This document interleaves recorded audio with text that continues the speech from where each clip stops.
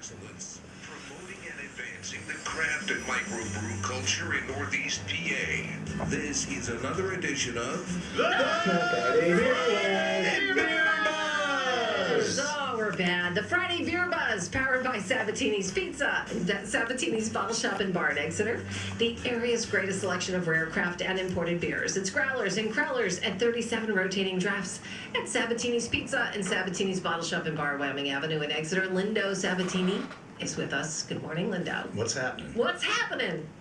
Nothing. How's business? Pizza and beer Friday. sales go through the roof. Yeah. So, I gave you the beer already. Don't touch it. Okay. Don't spill it. I touched it because you gave it to me. Don't spill it. I will not spill it. I spilled my coffee. And guess who's back from his vacation extraordinaire, Bill from mybeerbuzz.com. Hi, Bill. Happy Friday. Did you miss me? Yes, we missed you. It was sad. She speaks for herself, Bill. No, I'm kidding. Welcome back. Welcome back. I was just going to say, I'd like to say that I missed you guys, but 2 weeks at the beach, I don't even remember you guys. Aw, well, we're glad you had, hope you had fun. You got out of there just in time.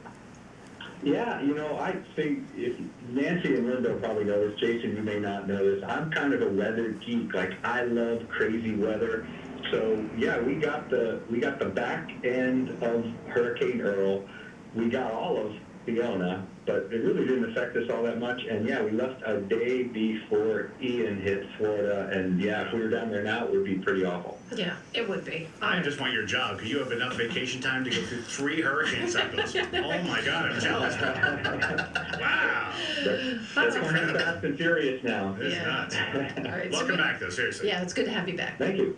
Yeah, thanks. It is good to be back. I do have a deer buzz today, and this is you know how the newspaper prints those corrections when they make some mistakes earlier in their publication. Yes. So we have a correction. For many shows, we have said what is the oldest brewery, and the oldest brewery is Weisse, and they date back to 1040, and we have said that on many shows, but I have a correction for that, and it's, not anything we did wrong. It's just they've recently discovered something that was a brewery that is older than Weisse. And it is actually extremely way older than Weisse. Apparently in Haifa, Israel, they have a thing called the Rakafet Cave. And in that cave, they found the makings of an actual brewery. And they're saying now that it is over 13,000 years old, and it's the earliest known evidence of man brewing beer. They found stone mortars and vessels for beer production, and it was among these ancient people, and these people, and this will be on the quiz later, the people were called the Natufians. So, to answer anyone's question, what is the oldest brewery? It is this Natufian brewery found in a cave in Israel. So I'm never going to remember that. I hope you guys write this down so that the next time someone asks, we'll know that. Very interesting. They're not still open making beer, are they? No, but yeah, exactly. Weinsteffen is the oldest continuing operating brewery. Right. Yeah, they're still open. I mean, they had. Oh, they really are. No, Weinsteffen is, but Mesopotamia, they were brewing beer way before. So it's like evidence of beer. Yeah. Interesting. I mean, that's like the worst beer towards to take, though, because you can't drink any at the end. No. Someone out there should be on top of this and have Natufian Brewing Company or something along that line. So we put it out there so we can trademark that later. We do have some breaking beer news, and it comes from several of my favorite breweries. Bell's Brewing Company. We love Bell's. We feature Bell's all the time. They have Two-Hearted. They have Double Two-Hearted. They have Light-Hearted. Well, I've got a little inside peek here for you. They are going to be adding Hazy Hearted. It's a hazy IPA that hits 7.5% ABV. They're going to be adding Big Hearted, and that will be an Imperial IPA that hits 9.5% ABV. And they're going to be adding Change of Heart Experimental IPA. That will hit 6.9% ABV, and it will be in 12-ounce cans. Up next, from a brewery that has been actually pretty quiet for a while, is Cigar City Brewing. I'm sure they're very busy right now because they are in Tampa, Florida. but they are adding a beer playing on their former Florida Man beer called Florida Man on the Moon IPA that will feature Galaxy, Talus, and Strata hops. That beer will hit 6.5% ABV, and they're also working on a thing called Theoretical Jam Wheat Ale, and that will use Barbe Rouge, El Dorado, and Cashmere hops, and that will hit 6% ABV. If that's not enough fun, they're adding an imperial version of their Highlight IPA that will hit 10% ABV. These are all 12-ounce cans. And we have one last little bit of news. You know, we've talked about breweries closing, so I always like to talk about breweries opening on the positive side of things. We mentioned that in Berkeley, California, the big and famous Sierra Nevada tap room was closing, that they couldn't make a run of it. Well, a brewery called Great Notion out of Portland, Oregon, is swooping in, and they're going to reopen the Berkeley, California tap room as a Great Notion location. So that's exciting news. That's our breaking beer news for the day. As always, you can go to mybeerbuzz.com and click on the breaking beer news tab for more details. Even when he's on vacation, dodging hurricanes. All right, Lindo, I have not touched this beer since you gave it to me. I mean, other than to put it down because I'm afraid I'll spill it. So am I allowed to, at some point, pick it up? I think you should try. Yeah, no, I think hands on.